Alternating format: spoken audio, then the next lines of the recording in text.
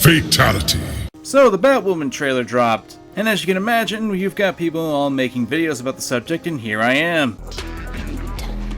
And I've got a few things I want to say about myself. First off, there's a complaint that people keep bringing up in regards to Batwoman being a lesbian and saying that it's Ruby Rose's lesbian Batwoman. Kate Kane, Batwoman, was a lesbian in the comics. Complaining about that sort of thing is kind of stupid since the character's inception about a decade and a half ago, she has been a lesbian. Secondly, as you can imagine, you've got people rushing in on the trailer to complain about it and how the show is pushing a narrative and trying to push the female empowerment issue.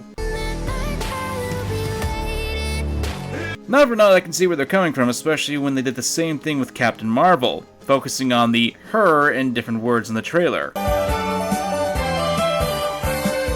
Side note, can we please stop doing that with the female superheroes? You're not being clever when you do that. If anything, it just makes you seem really shallow and uncreative in that regard. Back to Batwoman, while we do see a bit of that in the trailer, we do have to remember that this is a trailer. We don't have the full context for the scenes. But that doesn't stop people from complaining about certain lines in the video. I need you to fix his suit. The suit is literal perfection. It will be. When it fits a woman. Who wants to talk about murders? Now again, context is necessary for these full scenes, but I don't blame the internet for reacting the way that it is. I'm not about to let a man take credit for a woman's work.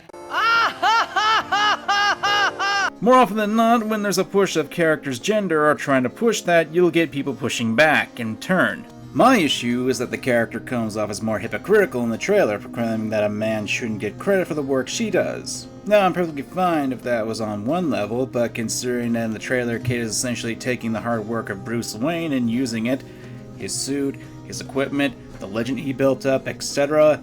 Here's the thing, if the origin was used from the comics, her being the daughter of a military expert and managed to get her own equipment, then this wouldn't be too much of an issue. Yes, she did get the equipment from her father's connections, but she still put the training in, and still didn't take it from another established character. Of course, there's probably more than what's going on, but that's just me being open-minded. Honestly, it feels like the trailer was being a bit odd.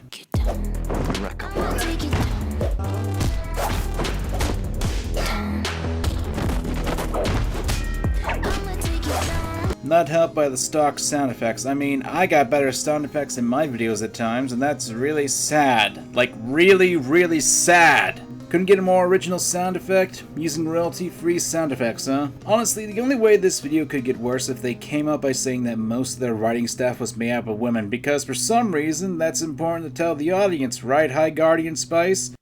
No one's gonna get that reference nowadays. Thing is, there's nothing wrong with there being a lesbian heroine. Despite what some people say, representation does actually matter in some regard, and that we shouldn't really be relying on the same tropes and character dynamics. However, in that regard, I feel as though this isn't really the show to go with it. Batwoman, despite the name, isn't really a female version of Batman. She was her own character in the comics. She had her own motivations, her own origin, and her own way of doing things. One of those ways is that she was actually more gun-happy than the original Batman was. But the show, at least going off from the preview, is presenting it in a way that I just don't really care for. Like I said earlier, they are essentially giving Kate Kane here everything that Batman had, and having a line like, I'm not about to let a man take credit for a woman's work. When essentially using everything that Bruce Wayne made, the suit, the Legend of Batman, the cave, the gadgets, possibly even his wealth, and even one of his employees in order to become a hero. You don't want to go near that. You were seriously not supposed to know what's down there. So I have this thing with rolls.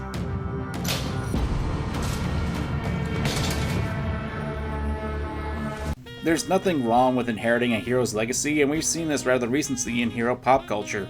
And that would be Into the Spider-Verse, which you have a similar situation, with Miles Morales taking the mantle of Spider-Man. I realize there's a lot of differences, and I'm not going to go into all of them because I'm trying to do a little bit of a generalization here. Especially when you consider the fact that Miles Morales in the film of Spider-Verse had a pseudo-mentor to him, and Miles actually had to take in one of Peter's suits in the film and modify it to fit himself.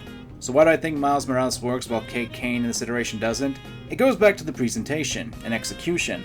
Miles worked hard to earn the mantle of Spider-Man. Meanwhile, what we're shown, Kate Kane in this basically just steals Batman's legacy. And if you go to the trailer right now...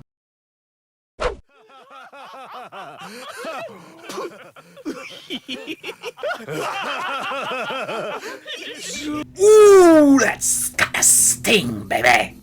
Now, to be completely fair, we don't know if the show is going to be good or not. Like when I said a long time ago with High Guardian Spice, there's not much to go off on here.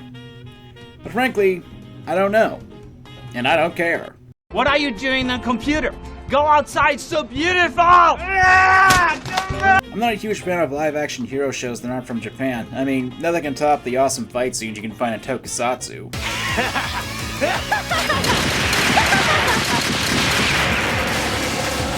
Yeah, when it comes to superhero action I can get on a weekly basis, I think I'll stick with Kamen Rider, thank you very much. Not only do they have much more interesting designs with the characters, but they also have some really awesome action scenes and a lot better effects at times. But now I'm just rambling. Honestly, when it comes to these sort of properties, proclaiming and pointing towards a female character and focusing on their gender, especially when it's the first impression of a new show, is not a good idea.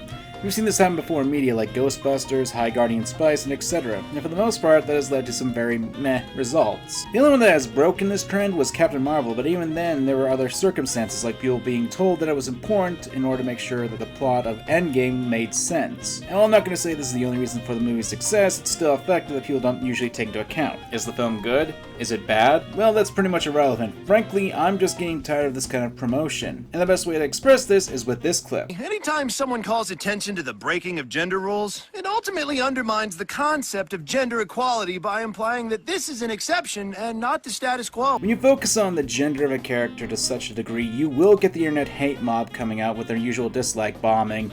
Is it right? I don't know. People can do it, but whatever. In all honesty, I'm just saying I'm not shocked the trailer got dislike bombed to all hell. Not that I agree with it or not, but I'm not against things having females in shows. I'm not against lesbians in media. I'm not against people from any gender, race, or whatever background making their own content and putting it out there. Really, I just enjoy good media. However, people often like to focus on the worst of things that are just out there for no reason or make things more prominent than they should be. It's not like we haven't had female superheroes in popular culture like movies or television before, so focusing on the gender aspect is just really losing its oomph for me. Anyway, those are my thoughts. What are yours?